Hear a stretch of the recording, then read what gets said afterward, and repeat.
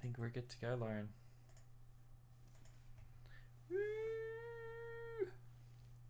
Our event is starting. We're live. I think we're live. Yay! Woo! The tiniest clap in the world. Greetings all. Hi, Greetings. everyone. Greetings. Hello. How are we all doing today?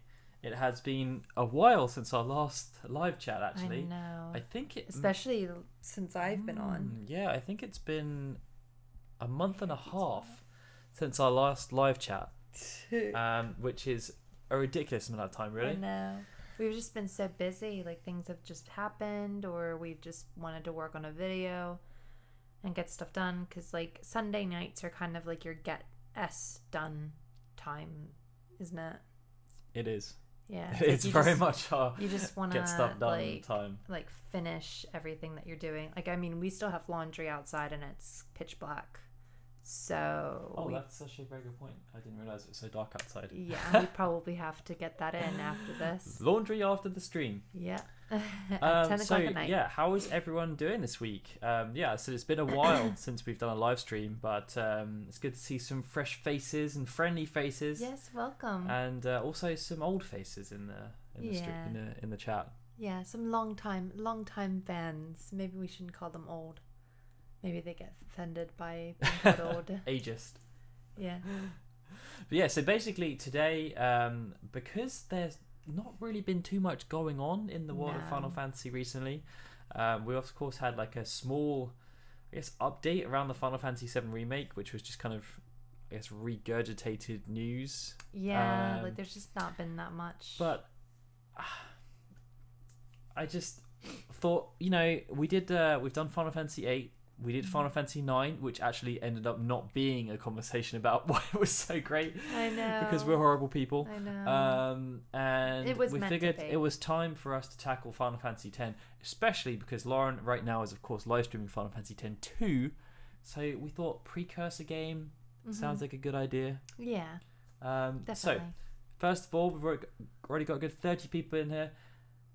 How can we start this off? I figured we could do like a roll call. How many of you guys have played Final Fantasy X? Come on. And if you haven't played Final Fantasy X, you're watching, is there any particular reason why you haven't played Final Fantasy X yet? Like, is it just something you've been put off because of whatever reason? You just never really got around to it? Maybe you came in later and haven't gone back to playing the older games yet? Yeah, sorry about that, Michael. I mean, it's just what happens. Like, I mean, we've always been sort of upfront about the event, haven't we? To say that there's tickets. And it was unfortunate that Jake wasn't able to attend. And that, like, this was, like, such an intense event that we literally had no tickets. We had no wiggle room for our event at all. Like, zero, because of fire regulations, unfortunately. So I would say, MR Horoscope, if you actually join our Discord server, there's a link in the description, I think. No, there isn't. There is not a link in the description. Lauren will put a link in the chat. But if you join our Discord server, we've got a Comrades channel specifically set up. That's probably your best place to check out for people to try and complete Comrades. Great to see so many people that have played Final Fantasy X though. Actually, I'd say that's probably the game that I've played the most times. Maybe joint with 7, but I've definitely played it multiple times or watched it being played through multiple times as well. Which one? 10? 10, yeah. Yeah, for me, it's definitely 100% the best. The game that I've played the most of any of the games in the series, and even like, I mean, Final Fantasy VIII for the longest time was my favorite game, but like even that I had only played. Usurped. I had only played once, and now I've played it twice, and I've actually done it. Like I've actually like gone 100%, because the first time I played it, I kind of like noobed it. And the same with 10 a bit, because like 10, I didn't really play it fully the first time around. I just kind of like got through it, Like I do tend to do that with games. Like sometimes I'll just sort of get through it just to get through the story, and then I'll go back and play it again. Obviously I don't have the time to do that now, so I do kind of like try to 100% at the same time. I think that's a common thing that people do though. Like when I know that we have slightly different approaches to first playthroughs, but I will generally just try and play through the game naturally and try and do as much as I can naturally. And then I'll go back the second time to then do all the stuff that I missed out on that I didn't know existed. Yeah. I think like there's a lot of stuff within Final Fantasy games, especially the older ones, where you can miss out on so much stuff just because you don't know, you don't explore well enough. I'm not a good explorer in these games. I like to just go from A to B. Whereas I'm like the complete opposite. Like I love to explore everything. That's why like Fallout is just like, oh. So obviously Final Fantasy tickles all the good spots. Final Fantasy X came at I guess an interesting time for the franchise. They were riding the crest of Final Fantasy 7 and 8. 9 kind of arrived at a difficult time right at the end of the PlayStation 1, when people were kind of already looking forward to the future.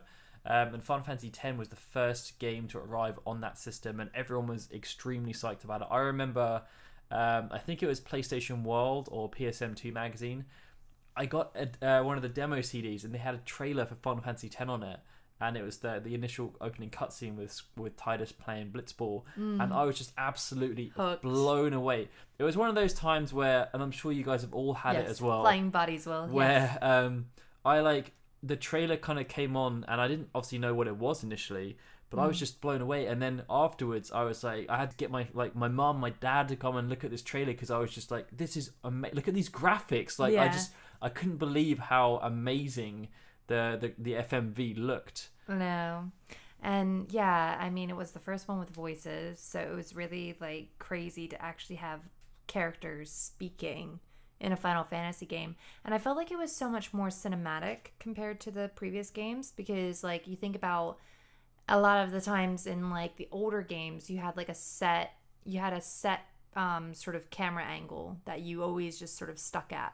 Whereas Final Fantasy X, it pushed it further because they could speak and actually had like different types of angles for the scenes, so you could actually see their facial expressions. You could it would switch to one character talking, and then it would switch to the other character talking, which we didn't really have previously in the other games in the series. And so yeah, I loved so much about it, and I feel like it's one of the easiest games in the series just to play through for me, just because it just the story goes so fast. And I think it was also it's just so enjoyable. It was also the first story where playing a second time, you gained a new appreciation for it. Yeah. I think the other games, when you played through it, it was very kind of clear cut as to what was going on. There wasn't really any hidden stuff that was happening. Whereas I think because of the way the story panned out in 10, when you go play it back and play it a second time, obviously you've got the Albed Primers then, so you know what the Albed are all saying, which you don't the first time around. Yeah, which is also a great system. But you obviously, when you're looking at the game through Tidus's eyes during that first playthrough, you're as ignorant about Spyro as he is. But when you're going back the second time, you start to see like how like what he was saying was being misconstrued or interpreted by people, and they were just being very polite about it, not knowing that he was basically like joking about the fact that Yuna was going to die and like all this kind of stuff. Whereas, you know, when you go back and you understand what's going on with the whole pilgrimage and everything around that, it just adds a whole extra layer. And like I see in the chat a lot of people are saying about the voice acting. Like, okay, you say that about Final Fantasy X, that it's terrible. I think that you guys should all go and play a Dynasty Warriors game. Just go to your store, go to your local game store, buy a Dynasty Warriors game, and yeah, it could have been way worse. Like, I think it's still, for me, I still feel like the voice acting was fine. I think it was perfectly acceptable in Final Fantasy X, and I really did like James Arnold Taylor's interpretation of Tidus. I thought that he did a really good job. Well, you also have to appreciate the fact that this was one of the first games. Times change, right? And this there had been voice acting in games for a while, but it was generally just like one word phrases, stuff like that. Final Fantasy X was a huge undertaking for the industry. Like, you have to put that into context, and they were learning a lot from doing this. Yeah. It was probably one of the like most big budget productions of voice acting in video games at that time. Yeah. Sure, people were coming from different mediums to work on it. Like, anime had also been going for years with voice acting, but for video games, it was completely new. Like, and they were learning a lot. So you have to put it into context. It's like, going back and saying and like taking the mick out of the Terminator because the animatronics look so bad or something like that. It's like, that doesn't stop it from being a great work of art. It's just that technology and approaches have developed over time. If you went back and said, okay, Final Fantasy X was terrible, had terrible voice acting for that era or for that time, that's completely different. But I don't think that anyone would say that. No, definitely not back then. And then the other thing that people often like mistake is, like, I see, some people are saying that the Japanese voice acting is amazing, and it's like, yes, but it's because it's in the source language. Yeah, it was designed to be Japanese. Yeah, exactly. It's so much different. Like, you can even see it when you look at the Final Fantasy VII translation. It's so much different when you get a script that's in the native tongue that it was written in, because it's exactly the writer's intentions. It's been edited to suit the actual language. And this is also when we were interviewing Ray Chase. We were talking about that in terms of the localization. And just for context here, Final Fantasy 15 was one of the first games where they really thought about the English voice acting. Yeah, and that's like 10 years. Yeah, like Final Fantasy 10, 13, those, they were all basically just taking the Japanese and trying to make it work with the English. Whereas Final Fantasy 15, they actually thought about how the English was going to work. Like, the whole script was redone so that it made more sense. Sure, they were still having to go with the lip sync and stuff. Yeah. But like, there was a lot more care put into making sure the voice acting actually worked for our language. Yeah. I mean, like, it's really difficult. There's a lot of growing pains that you have to kind of get through with that, with translating it for another language, because obviously there are a lot of things that Japanese people say. It's such a different language to English. Like, it's such a different language. And so having a director who needs to care about the material as well, like, it's so much more complicated than we can even sort of fathom, really. But yeah, getting away from that. Yes, I do agree that 13 does have amazing voice acting, and they had a really good director as well. Well, they had the same director. Yeah. But the whole thing is that he learned a lot from 10. Exactly. And Jack Fletcher is the guy who directed 10 and 13 and 13 too, and he also did The Spirits Within. Which also, I say what you want about Spirits Within, the voice acting was pretty freaking stellar. I think he may have done Advent Children as well. Maybe. I didn't. And he does Sonic Boom now, doesn't he? Yeah, he does. Yeah. He does Sonic Boom, which is the best show ever. Everybody watch it, because that is the best kids show in the entire world. It's so sassy. But yeah, Final Fantasy 10. Yeah, I definitely agree. Like, Anderson, I mean, I'm glad to hear that it's allowed you to love your father and stuff. But yeah, Final Fantasy 10 is really an impactful game. There's so much to it. There's so much deeper meanings with it. I guess to try and direct our conversation a little bit, what out of all the elements of Final Fantasy X, whether it be the story, the voice acting, the music, the gameplay, like the mini games, even, like, what was your favorite aspect of the game? Like, what really made it resonate with you? Hi, Alex, by the way, and you haven't missed much. We've just kind of been introducing how we feel about Final Fantasy X and defending the voice acting. Because at that time it was very new. Final Fantasy X husband and waifu. I mean, not to be like, well, no, I actually, like, my biggest ship, and it's not even in Final Fantasy X, it's in Final Fantasy X-2, is Riku and Gipple. I just think that they belong together. They're so cute. But do you not think that Waka and Lulu work? I do think Waka and Lulu work, except for the fact that Waka is a racist. That doesn't mean they don't work. I know, but I just don't like him. No, I like him. I just don't like him at the same time. But yeah. Hey, Chapu. Hey, Jabu. But yeah, I do think like Titus and Yuna, like I like them as a couple, but So I also think cliche. I also think they're a bit random. Like it just feels like it's a bit like thrown in. But I still do really like them as a couple, and I think that it does work. It's the whole thing, right? Because if we're going through and talking about Titus and Yuna, we can see that as the game or the plot has developed in Nojima's eyes, they don't work. Like because they were forced together, it was one of those relationships where they don't really actually have anything in common other than the fact that they did this pilgrimage together. Yeah. And they were both young, both attractive. Like there's not anyone else really that Titus. I mean, I guess he could ship him with Riku. Yeah, a lot of people do ship him with Riku or Lulu. But like they just were kind of like a relationship based on circumstance. Yeah, and over time, and with him getting his head blown off and stuff, they realized that maybe it's not the best of relationships. Yeah, and that's the thing. Like, I do think that they're really cute for what they are.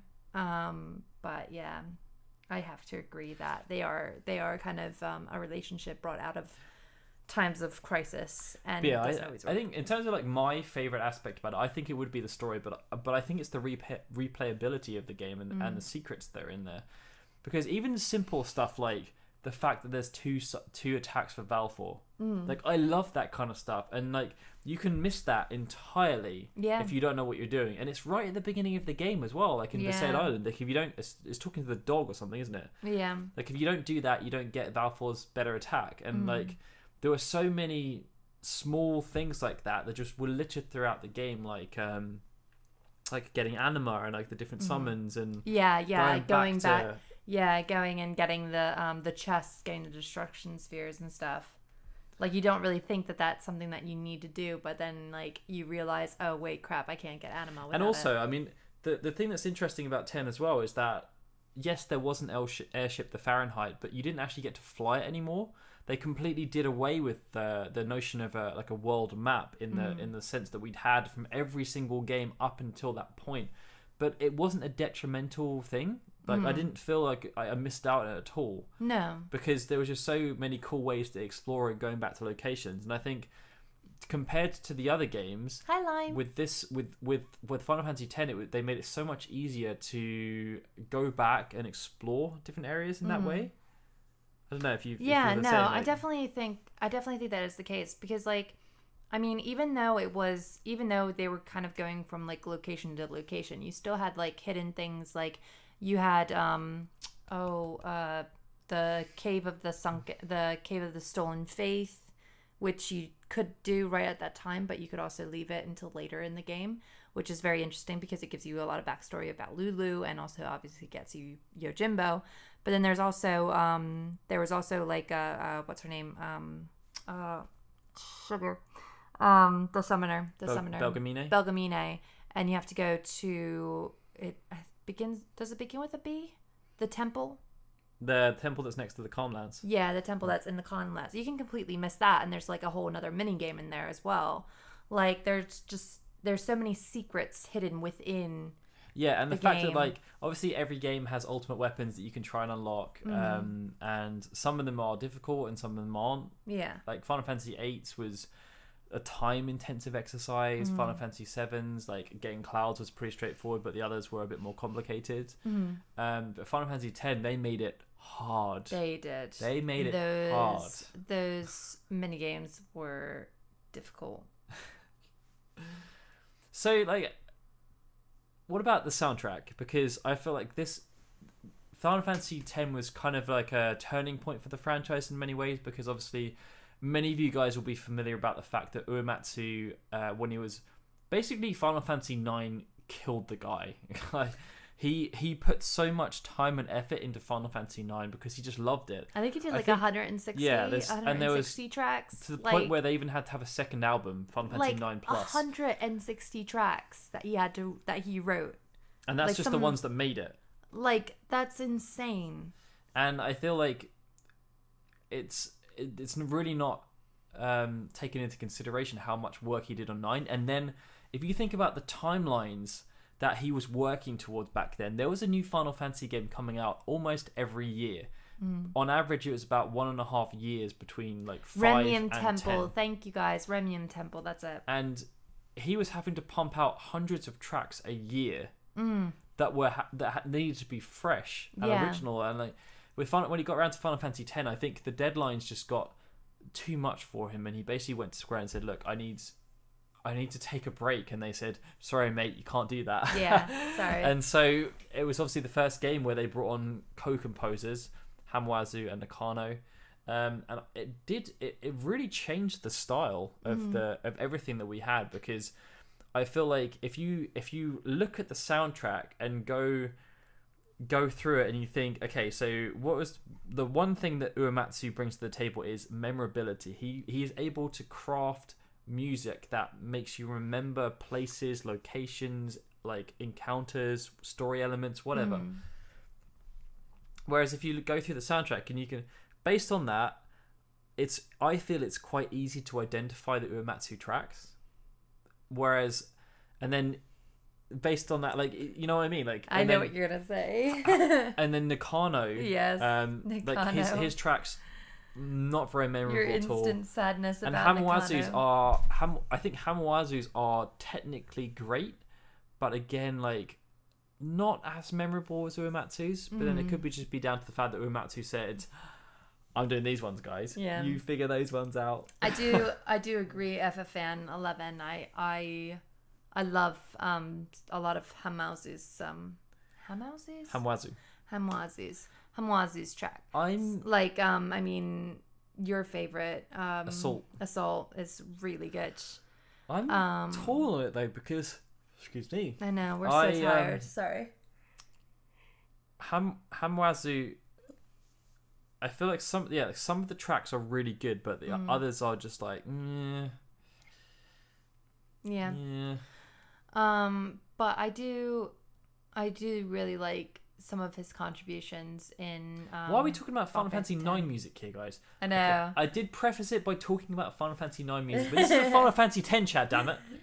Yeah, we gotta talk about Final Fantasy 10 tracks. You should all be listing your favorite Final Fantasy 10 tracks, not Final Fantasy 9. Daryl, you should learn from Disney World. You're not supposed to point your finger. Well, they can't see it. Yeah, you have to use your hand. My finger is hidden. I know, but it's too sassy. Put it away. It's too much. But yeah, no. But no, like thinking about the two soundtracks combined though. Like thinking about Final Fantasy X soundtrack versus Final Fantasy X-2 soundtrack, I actually really do like the Final Fantasy X-2 soundtrack. It's what I've always said. You always sass me for it. I know. But the area themes in Final Fantasy X-2 are so much cooler. I think that they did get it a lot better in Final Fantasy X-2. But I do still really like a lot of the stuff from 10. I feel like it does at times feel a bit rushed though, if that makes sense, because they often use like a lot of the same song. Like you basically just hear Tsuteki Dana or you hear the Xanarkin theme, and it's just kind of like it goes back and forth with like some of the occasional new tracks. Like you have Fleeting Dream and that type of thing. Like you have the occasional, this track is for this location and only this location. But then like Kilika's, like you can't really think about like Kilika's like they just area play theme. It was just Tsuteki Dana, a version of that. Spira, yeah. So it's just kind of like, you know, you just sort of think, okay, well, I guess that's all they could come up with. But I do love like Besaid. But yeah, Battle with Seymour is amazing. Seymour Battle is good, and do you know who wrote Seymour Battle? Uematsu. It's because it's like all prog rock amazingness. Gagazette's theme is gorgeous. And that was actually Hamwazu.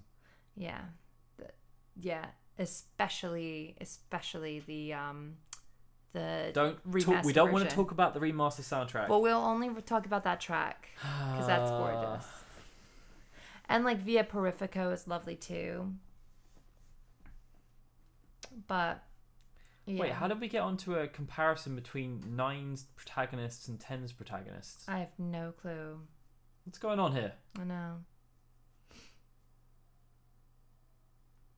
There's somebody like screaming outside. It's good. But yeah, no, I do, yeah, like 10 soundtrack is, there's a lot of really good stuff in there, but it does seem a bit less than when you compare it to something like Final Fantasy 9 or Final Fantasy 8. Like Final Fantasy 8, you just have so many different tracks. You have like Timber Owls, but then you have like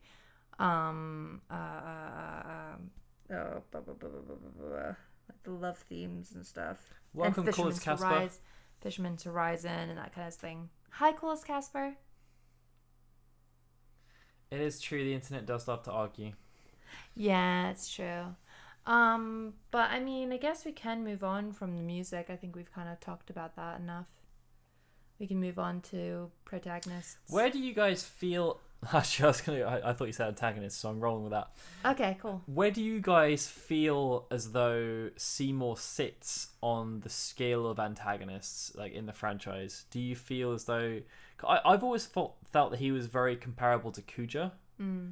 Because they were both kind of... I guess it's like the sub-antagonists. So I guess you'd have Kuja, you'd have Sifa. I don't know if you'd have in 7. Genova, Rufus? I guess. Rufus, maybe? Yeah. In a You way. only find him like once though. Well, he kind of does little bits behind the scenes. Yeah. But I feel as though Seymour did a really good job of like he's probably one of the best like sub antagonists in the franchise. Yeah, I definitely think so, and I don't think he gets enough love. Like, I mean, the fact that he hasn't been in a Dissidia game yet really and their reasoning for that makes no sense. Like, I know. He's such a he is quite misunderstood, even though he is a hateful B word. Like, he's I've talked about this before actually on the stream, in the sense that like he's kind of a victim of his own heritage.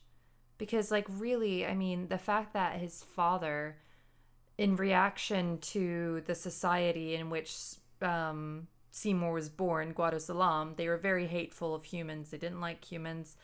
Lord Jiskel was made the head of Guado Salam, and his wife was a human, and they didn't like it. They don't like interracial couples. And when they had Seymour was like seen as like this horrible thing, this horrible creation. And so Jiskel, siding with the town, decided to kick Seymour and his mother out and put them in Baj Temple. And like they lived there for years until his mom finally decided one day, I'm going on a pilgrimage, but I don't care about the fact that you're going to be left alone with nobody else who loves you. So they go on a pilgrimage. She's thinking, I'm going to be turned into a faith and I'm going to have a great old time. And Seymour's just like, my life is over. And she becomes a faith.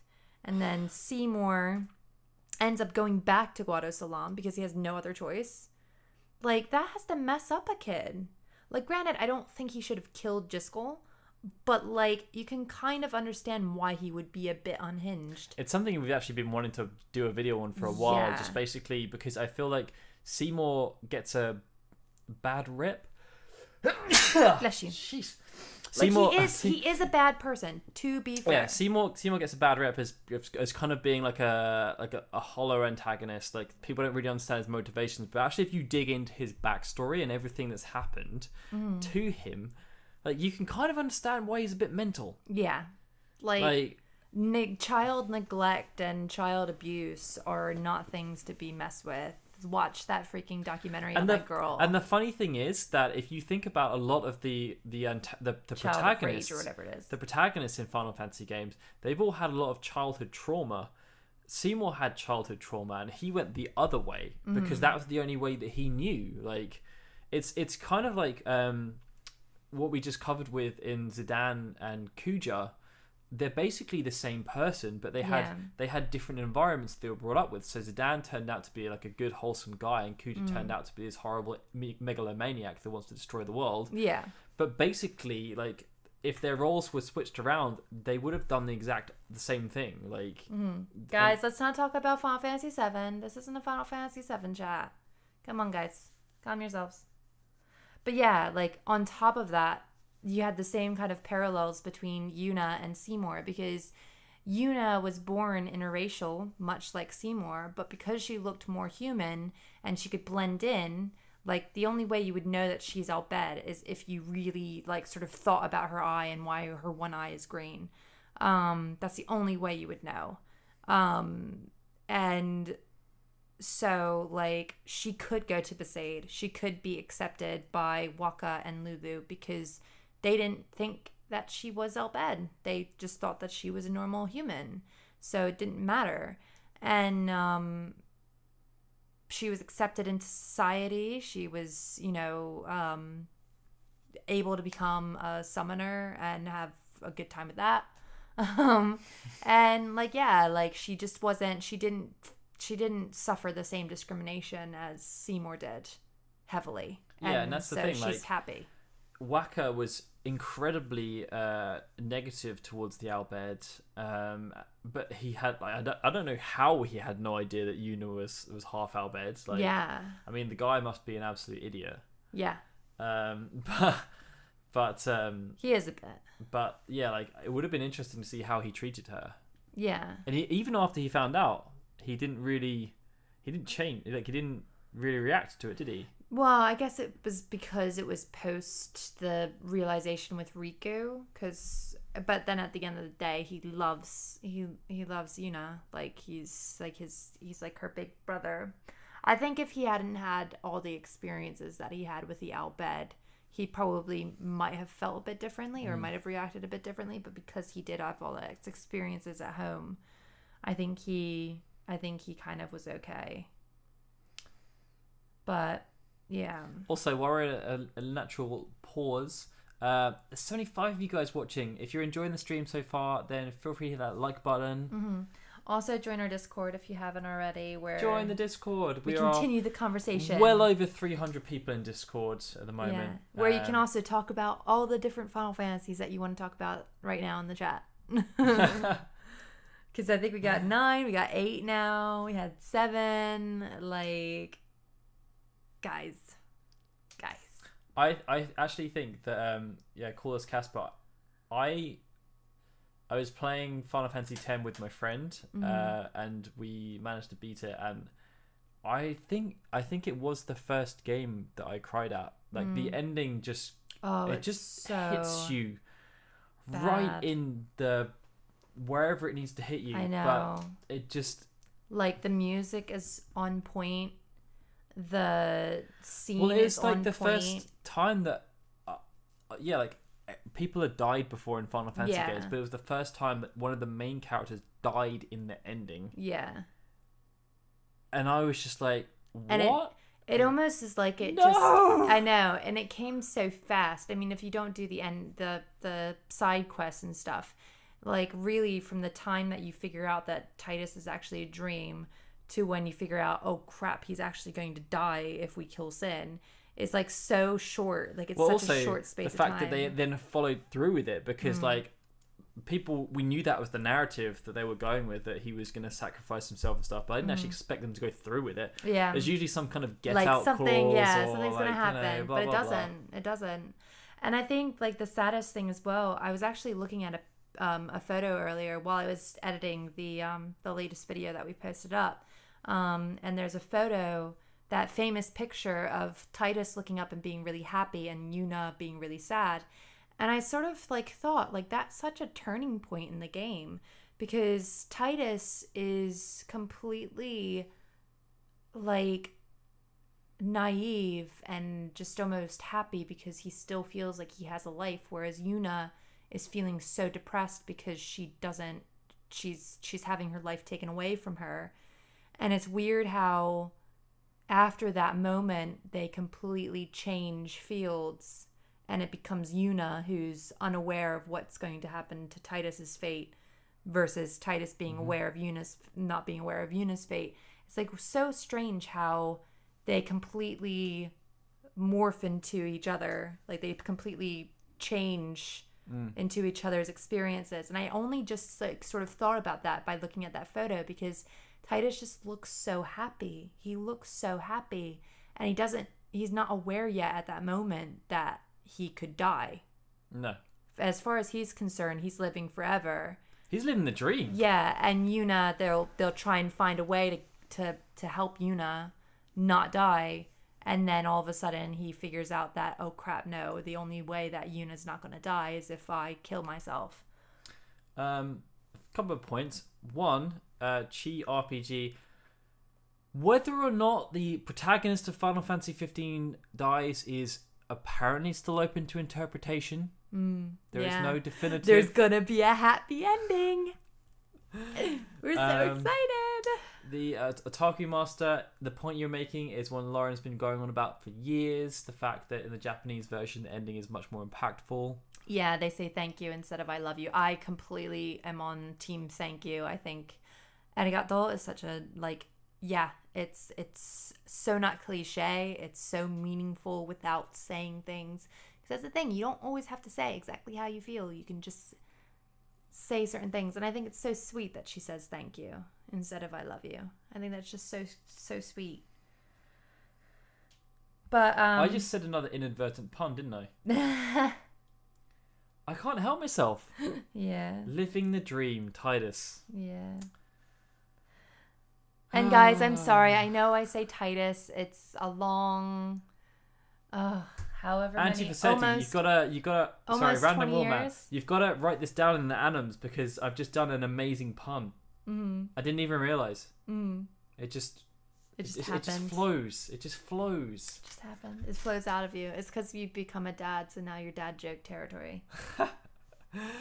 Okay, right. So people have been talking about 10.3 for a while in this chat. Got to address it. Yeah. Because I don't think anyone remembers that 10.3 was actually part of the original plan back in like 2001. 2002. Oh, you got props from the pun master. Yeah, Final Fantasy X-3 was actually was part of the original plan when they announced the sequel, and I remember for a long time thinking like, when are they going to announce Final Fantasy X-3? Because for anyone who isn't as crazy as I am and doesn't remember all the way back then. Basically, when they announced 10.2, they said that was going to be based around Yuna's story, and then they said that they were working towards a 10.3 that was going to be based around Riku. Never materialized anywhere. I don't know why. I guess maybe 10.2 didn't sell as much as they were expecting, but really, like 10.2 sold on par with 9 and 12. Like, and if you think about the context of Final Fantasy 13.2, which sold abysmally compared to any other main series game. I think it sold maybe 2 million, struggled to do that. And then Lightning Returns was like struggling to do 1 million. 10.2 sold incredibly well. And even with the HD remaster, you can we can still see that people still want to play and buy 10 and 10.2. Like they're still like a really good part of the franchise. 10.3 just it just makes sense to me. I mean, like, I don't necessarily care who or what it's about. There's so many different options you could go down. Riku is one I think people would get really on board with. Yeah. You've got the whole Braska Jack Doran prequel kind of thing. You then obviously got the 10.3 that they've proposed, which based around Sin coming back. Yeah, I do kind of want to address as well. The reason why I I understand that everybody thinks that Will and the novel are like complete fan fiction, whatever. But the reason why I like it, and it may offend some people, and it's actually the reason, like, I did another video ages ago which got like a lot of hate because I sound really horrible. But like, basically, I just never felt right about Titus coming back. I think like the perfect ending of Final Fantasy X-2 is just a bit too Mary Sue-ish for my tastes. And I really loved the fact that the novel addressed the fact that they weren't a couple that was based on anything else except for their circumstances. Like, and that's so real. That's such a real thing because you see it all the time with actors and actresses. They get together on a movie. They love each other. They're with each other every day. It's all romantic. La la la la la. Once the movie ends, love ends. It's done. Divorce over. Like, it happens so much with that type of thing when you don't have a common interest. That, like, when you don't have that something with someone, it just doesn't always work. And I think it's just so realistic. To me, and I think we kind of discussed it in that video, the fact that they brought Tidus back in 10.2 just it made the game kind of pointless because the whole idea of 10.2 was that it was supposed to be about Yuna, and by bringing Tidus back, they didn't make it about Yuna; they made it about Tidus. Yeah, like the whole point was that Tidus was supposed to be her initial motivation to go on this new journey. Yeah. Once she realized that Tidus wasn't coming back, she didn't stop the journey. She decided to carry on and craft a whole new story for herself. The fact that Tidus then comes back at the end just makes it so cheesy and just like Led Zepp. I suggest that you watch my stream because I'm playing through it and it is actually one of my favorite games in the series. I think it gets a bad rep for no good reason. I love 10.2. I love 10.2. I would say that the first 10 minutes of 10.2 are why it kind of gets a bad rap. I know, but that's probably the only 10 minutes that people have played. That's the problem, though. Like, they just... Like, the first 10 minutes of 10.2 are just so... hilarious? Well, cringe, I was going to go with. but after that, like, the game... Final Fantasy X-2 has one of the best battle systems. It's so much fun. It has, like... It's so fast-paced. Like, the garment grid system is so good.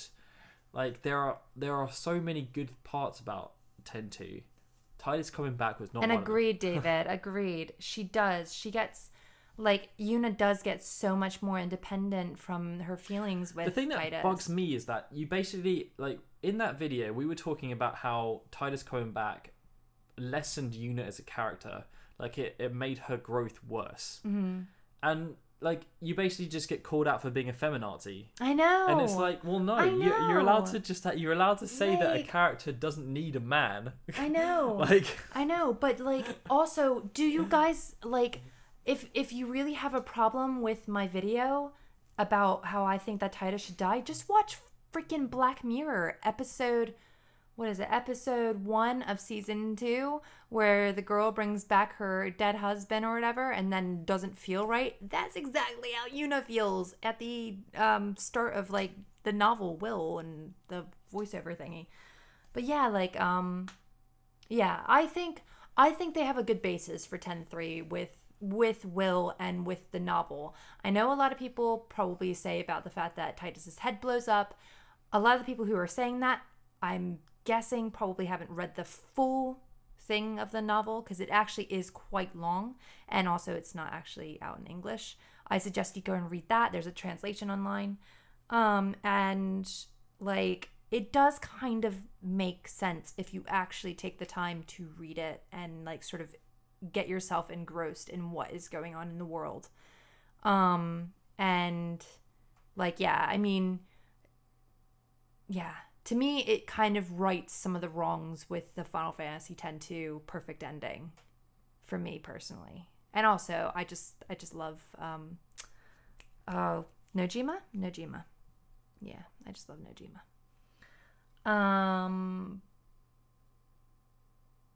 But Blair, like, did you do like the Den of Woe and stuff in Final Fantasy X-2? Like, it's so in depth, like the story between the Crimson Squad and, like, Pain and Gitball and Baralai and Nuge. Like, their story is really in depth. Oh, blippity blue, go blippity blue. Well, theoretically, in time, he probably did die because he actually, I, like, would guess that he did actually exist at one point. No, because he was always a dream. He was always a dream. So he didn't actually exist in Zanarkand at all. No, even 1,000 years ago, ever. don't think so. Was he a dream of Shu Yin? Maybe. But either way, he died because he was very real to Yuna and everybody else in the world.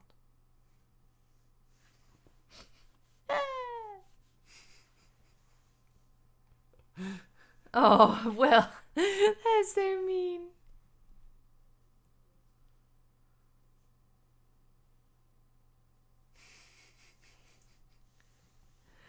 But Anyway, you're saying that Led Zepp, but Final Fantasy X is the game that has a joke about the Macarena. Like, I come on. And I don't think that they changed her for the worse. I think they changed her for the better.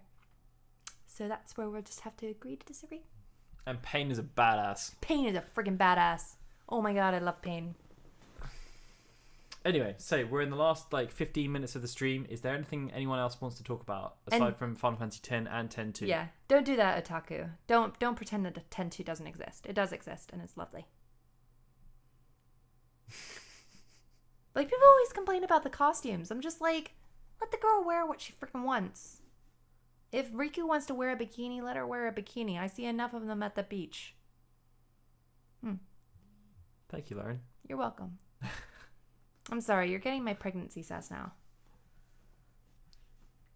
What do we think about the religious theme in 10? I think they tackled it in a very interesting way. Yeah. Because Wakka is essentially the focal point of it, I'd say. He's so indoctrinated to think that Yevon is 100% true, and there are other people that believe that, but it really manifests in him, his hatred for the Al Bhed with actually no rationale whatsoever. He's just been told that Machina brings sin, and that's it. So he's just right, everything Machina is evil. We have to atone, we have to repent, we have to do all this stuff. And then when he finds out, obviously, that it just basically blows his mind. But then obviously, as you go into 10-2 and you've got the remnants of Yevon, you've got New Yevon, you've obviously got the Machine faction, and you have the Youth League. They're trying to find their way, but I think it's quite interesting that they have the different dynamics, because obviously Yevon was so all-powerful, but also extremely corrupt at the same time. Yeah. Aspel, it's okay. Yeah, I am pregnant with baby number 2. Yes, I've been pregnant. You're all pregnant. I'm pregnant.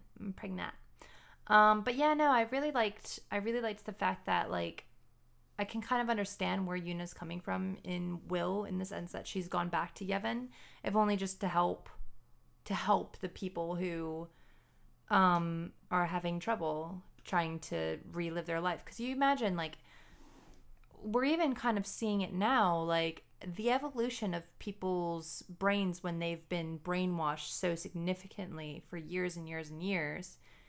It's really hard for a lot of people to go back to a different way of thinking and sort of believing that something else has changed, especially for older people, because they've lived on this earth longer than us. They've had a longer time to develop their thoughts, and they think that they're right because they've spent a lot more time on the earth than we have, regardless if they are or not. That's just how they feel. So I think that they did well to explore that and just treat people as actual people. And Last Cost, yeah, that is one of the reasons why Wakka hates the Al Bhed, but it's not the only reason why he hates the Al Bhed. It just kind of cemented the fact that he hates the Al Bhed. And thank you, everyone. Thank you for your well wishes. Thank you. But yeah, I think he also, he really hates them just because he feels as though they're the ones who are messing up everything and keeping them from complete atonement.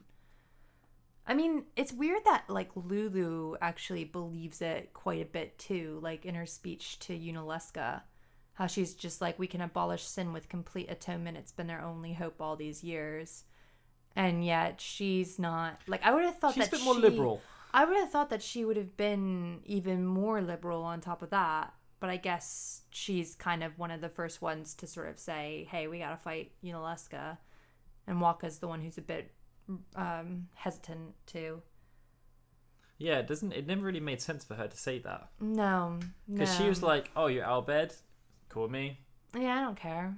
And like she knew that Yuna was Albed the whole time. Yeah, didn't mind. But yeah, but for some reason she said that to Yunalesca. It was a bit out of character, an out of character remark.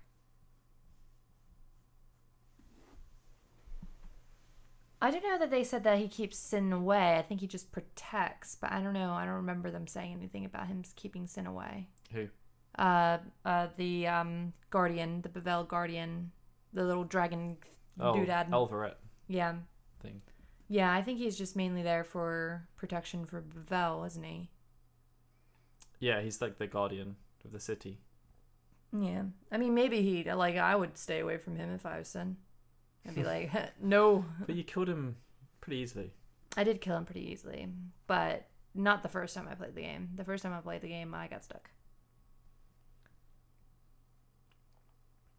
Yeah, that's the thing as well, Last Cost. Like, I would really love to see the non-translated version of Final Fantasy X. Like, that's the thing that's, like, that we lack so much from only speaking English and not being able to speak Japanese, is because there is such a different experience when you play the game in Japanese. Well, and also, like, there's so much stuff that that's it. There's so much stuff that the Japanese people, gamers, got to understand because of the Ultimanias. Yeah, and that's true too. Like, there's so Which much, we're gonna get some. There's so much stuff that, well, again, we're beholden to their translations of it. Yeah, that's true. But there's so much stuff that, like Final Fantasy IX, when we were going through the Zidane video, that there's so much stuff that they reveal in the Ultimania that they kind of talk about in the game, but it's really glossed over. Yeah. But in the Ultimania, they go into so much depth about everything. Everything. Like individual characters, like not just the protagonists, but like NPCs have their own individual timelines, talking about what was happening in their lives before the game even started. Like it's literally not talked about in the game at all. And but it changes things. Like, it changes how you perceive the characters once you know this stuff. Yeah. And Will, I think they got him with money, lots and lots of money. But yeah, no, like that is sort of the sad thing. And like there's so many interviews with the creators that we've missed out on. And like, well, like the whole one with Ito with the Zodiac job system. Like just him talking about the rationales for why he wanted to make the changes and how he wanted to use the remaster or the international version to kind of challenge people. He wanted to use it to change people's behaviors. Yeah, like it's really in-depth stuff. Like, but we never got any of that stuff because the interviews were only in the Ultimania and only in Japanese, and unless someone took the time to translate them, which it's really hard to find translations of the Ultimanias anywhere. Yeah, and to answer Blair's question, they've never been released in English yet, but they are coming out. I'm just checking which ones July. They are. So they are 3 first, right? No, it's 1 through 6. No, it's 7, 8, 9. No, that one's 1 through 6. That's the one's coming out first. Oh, is it? Okay. I can't remember which one I've ordered. That's good. So yeah, they are actually releasing them. The first one's coming out on July 24th, 2018. I guess I must have that one. When did they announce that one? That's the second one. That's the second one. And when's that coming out? November. So yeah, they're going to release them. They're going to release them now, in July. But before then, like, I mean, for those games in the first edition, that's a good 20, 25 years that we haven't had these. We haven't had access to these. So it's just crazy. I mean, we're even going through, because, like, it's so hard to find translations. We're having to go through the Final Fantasy IX one at the moment, and Translate ourselves. There's just nothing. I know. And like some of the translations are so obscure that you can't actually read the kanji, so we're having to guess what the kanji is. And it's just like, oh, it's so difficult. But it's like, I know that with Final Fantasy VI, for example, like Sakaguchi was talking about the fact that they used to do an interview pretty much every single week with the creators on the game. Mm. And they would just reveal some small pieces of information about what was going on with the development. And that's kind of stuff where they revealed that every main creator on Final Fantasy VI was responsible for working on 2 characters. Mm. So Sakaguchi did Terra and Locke, I think. No, I can't even remember which ones he did, but he definitely did Terra. But Nomura created some characters. There was another, the lady who wrote the story for Xenogears. I think she did Sabin. Like, there's all these small little pieces of information that just, they don't really change that much, I wouldn't say, but they're just really cool to know and understand more about. Yeah, there's so much information that you can just learn from that, which I just find so fascinating. I don't know, they don't really have like one volume, like an accurate thing for volume 2, like when it's actually, they don't actually have a good listing for it yet. That says it's an album though. That's weird. That's the French version. The French. These were all based on in French first. Gotcha.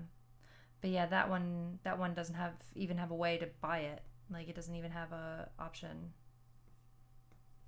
So yeah, so volume 1 at least is coming out now. But yeah, I know, Chia. I know. I've been trying to play through Final Fantasy IV, and it's just been a nightmare. It's just like you just don't get the time to just sort of go through it. And it does take a lot of time. But on that note, I think it's time for us to wrap up. Yeah, I think we gotta go to bed. Yes. We have to get our laundry in. We have to get our laundry in. It's pretty late. And there's moths. Moths. No, that's not a moth. That's there was a moth. Oh, there was a moth. We're gonna have big moths again. But yeah, thank you guys so much for joining. If you want to continue the conversation or just chat with us or the community on a regular basis, feel free to join our Discord channel. I have to get the link again. That's pretty much it. I'm gonna get the link. Thank you all so much for joining. Yes, Hopefully you enjoyed the chat about Final Fantasy X. And we'll see you all soon for another Q&A. Oh, spoilers! We're going to be doing a Q&A soon. Yeah. By the way. More on that soon. Yeah. But yeah, thanks a lot, guys, for joining, and we'll see you soon. Thank you. Bye.